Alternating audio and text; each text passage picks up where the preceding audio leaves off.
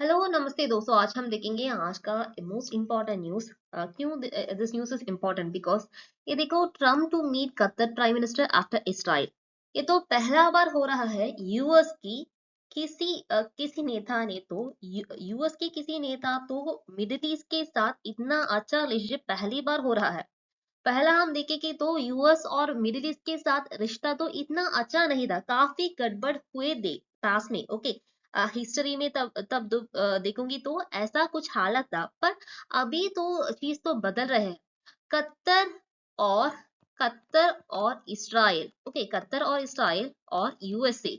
Okay, अगर ये बात तुम ध्यान पर आओ तो तुम्हें एक चीज जरूर दिखा गया कि अभी अभी यूएस तो एक अंडे के शेल पर वॉक करते हैं। हम ऐसा भी कहते हैं कि वॉकिंग इन एक्शेल्स, ये तो एक टर्म है। जैसा कि यूएस का हालत भी अभी ये है, क्योंकि इसराइल तो यूएस का पुराना दोस्त है। इसराइल तो यूएस का पुराना दोस्त है, पहला ये चीज। और कतर तो नया नया दोस्त भी है। और कतर के साथ यूएस को इतना भी गहरा रिलेशनशिप बनने की जरूरत भी है, यूएस को जरूरत है। क्यों है कि पहला तुम्हें याद होगा कि पहला वो जो सिचुएशन था कि अफगानिस्तान पर ही यूएस का मिलिट्री बेस रहता था।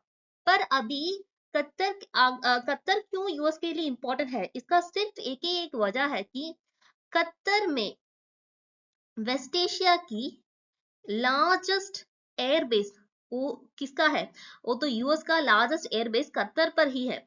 मतलब वेस्ट एशिया पर, अगर वेस्ट एशिया पर यूएस का कुछ फुट होल्ड है, अगर कुछ काम के लिए यूएस को वहां उसका पावर ताकत दिखाना है तो ना, कतर ही उसका स्थल है। पहला जब भी अफगानिस्तान के बारे में कुछ चीज गड़बड़ हो जाता है तो यूएस तो घबराते हैं, क्योंकि यूएस का तो इंटरेस्ट वहां पर था, उनका मिलिट्री पर्सन वहां रहता था। अभी तो एयरबेस, वो तो यूएस का अल उदैद एयरबेस, ओके, ये तो एयरबेस तो वेस्ट एशिया के लार्जेस्ट है।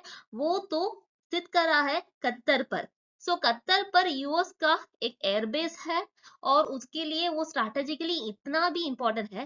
पर अभी कतर के ऊपर इसराइल ने अटैक कर दिया, ये तो दो दुश्मन की लड़ाई नहीं, ये तो दो मित्र की लड़ाई हो गई। और कतर और भी वजह से यूएस के लिए इंपॉर्टेंट है। क्यों है कि कतर तो मीडिएटर है यूएस और ईरान के बाद। तुम जानते हैं यूएस और ईरान तो फ्रेंड ही नहीं है, वो कभी भी दोस्त नहीं बनने वाले हैं, क्योंकि ईरान के साथ न्यूक्लियर पावर आने के लिए किसी का किसी रोकना चाहते हैं तो वो तो यूएस है, पहला स्टैंड देती है।